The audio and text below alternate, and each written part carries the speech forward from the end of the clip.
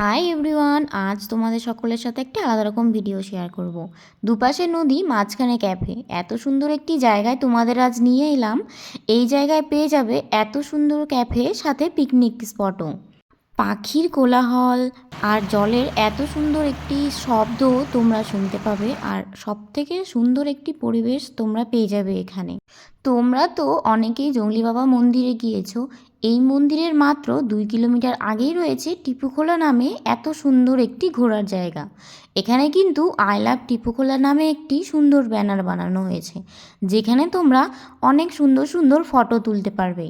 এত সুন্দর একটি পরিবেশ, যেখানে রয়েছে চারিদিকে জঙ্গল, মাঝখানে ক্যাফে। এখানকার সবথেকে সুন্দর ব্যাপার হলো এখানকার ক্যাফে, যেখানে রয়েছে এত সুন্দর করে বানানো কাঠের ব্রিজ, বিভিন্ন রং করা। এখানে তোমরা সুন্দর সুন্দর প্রচুর ফটো তুলতে পারবে এবং তোমরা বন্ধুবান্ধবের সাথে একটি পিকনিক প্ল্যানও করতে পারবে। এই ক্যাফেতে খাবারের দাম সব নর্মালি রয়েছে। তোমরা এই ক্যাফেতে পেয়ে যাবে চা, কফি, মোমো, ম্যাগি।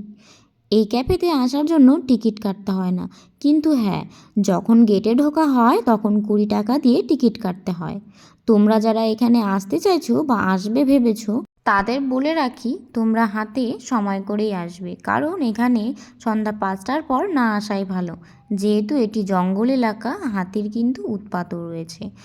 তোমরা যারা ভাবছো এই পিকনিক কোথায় করবে, যাতে দিনে গিয়ে দিনে আসতে পারো, তো তোমরা কিন্তু এই টিপুগোলা পিকনিক স্পটেও ঘুরে আসতে পারো। খুব সুন্দর জায়গা। আমার সবথেকে বেশি ভালো লেগেছে এই নদীর পাশে বসে ঠান্ডায় গরম গরম মোমো খাওয়া। তো আজকের এই ভিডিওটা কেমন লাগছে অবশ্যই জানিও, ভালো লাগলে একটি কমেন্টে জানিও। তো আর দেরি কেন, চলে যাও আর ঘুরে এসো। বাই।